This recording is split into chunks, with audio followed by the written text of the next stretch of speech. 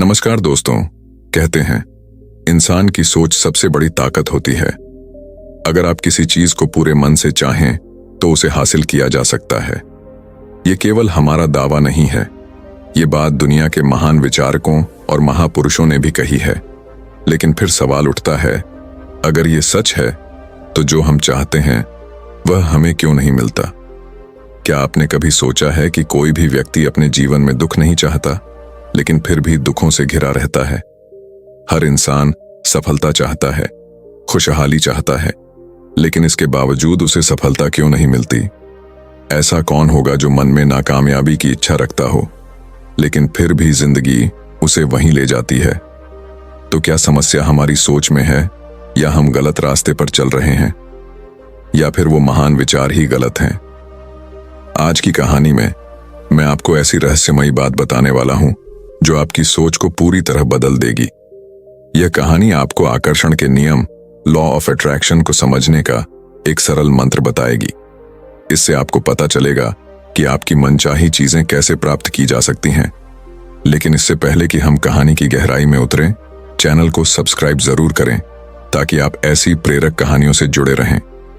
चलिए कहानी शुरू करते हैं। यह कहानी एक ऐसे व्यक्ति की है जिसका जीवन सिर्फ और सिर्फ दुखों से भरा हुआ था। वह जो भी करता वह अधूरा रह जाता।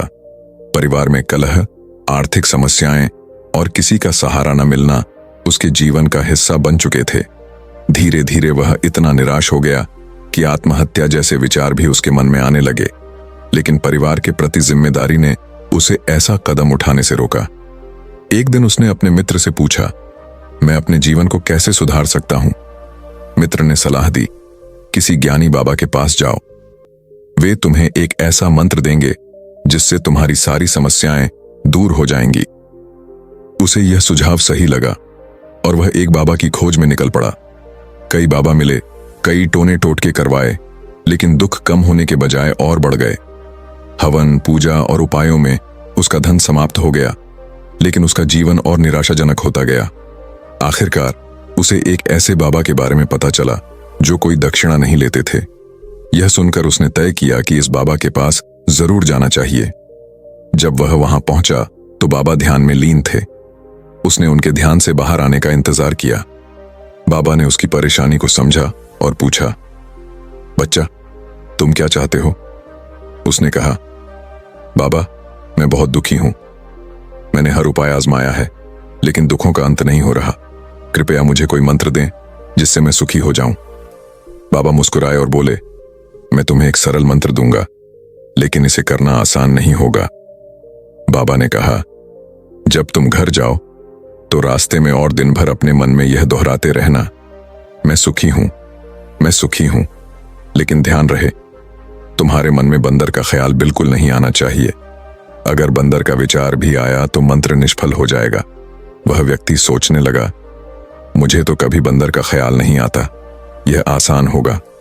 वह उत्साह से घर लौटने लगा और मन में मंत्र दोहराने लगा, मैं सुखी हूं, मैं सुखी हूं।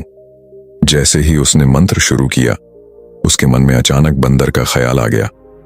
उसने सोचा, अरे ये ख्याल क्यों आया? जितना वह बंदर के विचार से बचने की कोशिश करता, उतना ही यह विचार गहराई से मन में समाने लगा। रास्ते में उसे हर तरफ बंदर दिखाई देने लगे। घर पहुंचते ही उसने पत्नी से कहा, बंदरिया, मुझे खाने में बंदर परोस दो। यह सुनकर वह खुद हैरान रह गया। वह पूरी रात सो नहीं पाया और अगली सुबह बाबा के पास वापस पहुंच गया।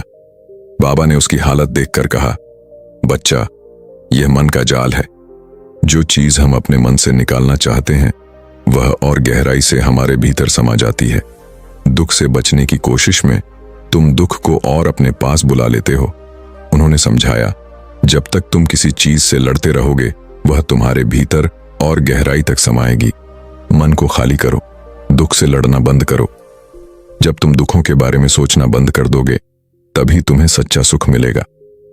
हम अक्सर उन चीजों पर फोकस करते हैं जिन्हें हम छोड़ना चाहते हैं, लेकिन ऐसा करने से वे चीजें हमारे जीवन में और मजबूत हो जाती हैं।